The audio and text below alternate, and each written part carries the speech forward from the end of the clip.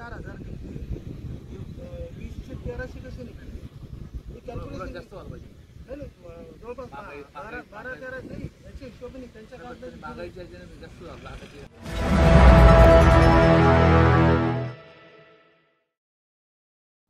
जालना नांदेड समृद्धी महामार्गाचं आंदोलन खूप निर्णायक टप्प्यावरती या ठिकाणी आलेलं आहे.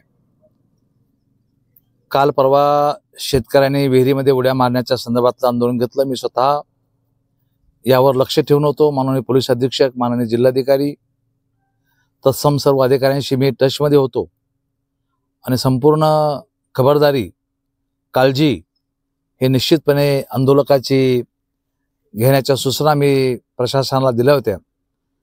आणि त्या दिवशी माझ्या बोलण्यावरती सर्व आंदोलनकाऱ्यांनी माघार घेतली आणि काही कालावधी दिला.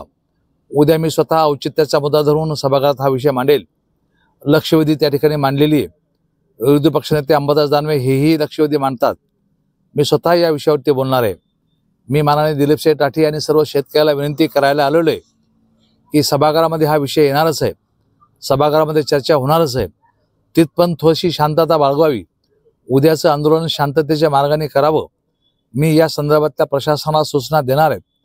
मी स्वतः अगोदरच जाहीर केलेलं आहे की तुमच्या प्रत्येकाची मागणी पूर्ण होईपर्यंत मी इथं थोडाही हात लावून देणार नाही कामाला. मी तुमच्या आंदोलनाच्या सोबत आहे.